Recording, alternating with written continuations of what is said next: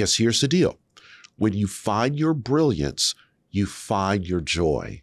When you find your joy, you find your voice. And when you find your voice, you find your freedom. They want to go and work for a place that boosts their intelligence, their confidence, their ability to solve a problem. And they don't want to work for a manager that blocks their brilliance because her voice is heard. It's not muted. It's not muffled. No, you don't have an opinion. You're part of the team. That's how you unlock voice.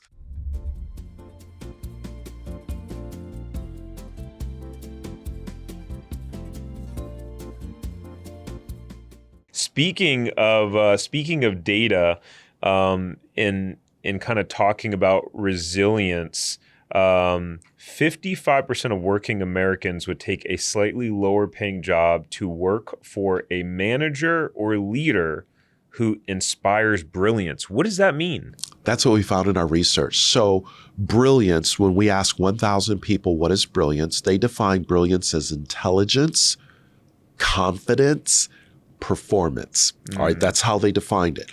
So if 55% of people said they would go and work for a manager that unlocked their brilliance, they want to go and work for a place that boosts their intelligence, their confidence, their ability to solve a problem, and they don't want to work for a manager that blocks their brilliance because that blocks their potential. So when their alarm clock goes off on Monday morning, they're like, I don't want to go work for that guy. I don't want to go work for her because they block me.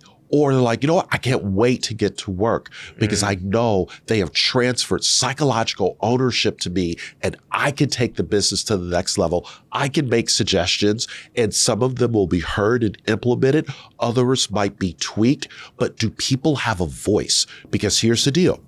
When you find your brilliance, you find your joy. When you find your joy, you find your voice. And when you find your voice, you find your freedom.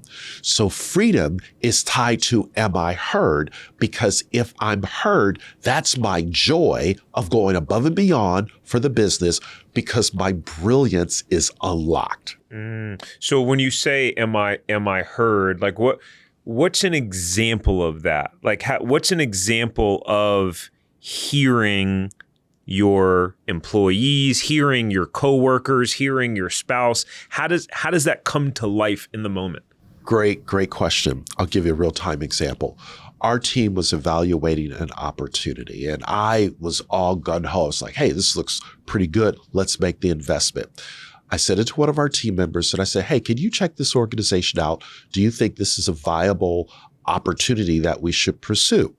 Taylor and our team checked it out and she came back and said, no, I don't think this is a good use of our time, energy, or money.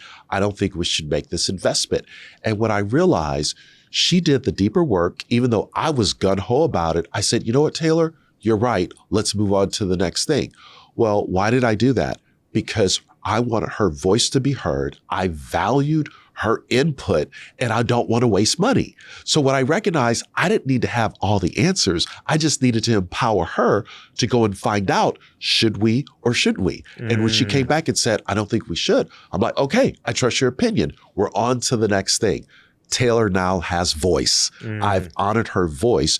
So now that empowers her to say, the next time I ask the question, she will do the due diligence, she'll do the research, and she'll come back and say, here are the 3 to 5 things to consider because her voice is heard. It's not muted. It's not muffled. No, you don't have an opinion. You're part of the team.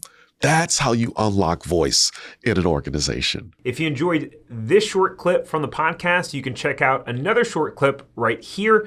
Or if you want to watch the full episode of this podcast, you can watch that here. And remember, knowledge is not power. It's applied knowledge that's power. Take care. Have a great rest of your day.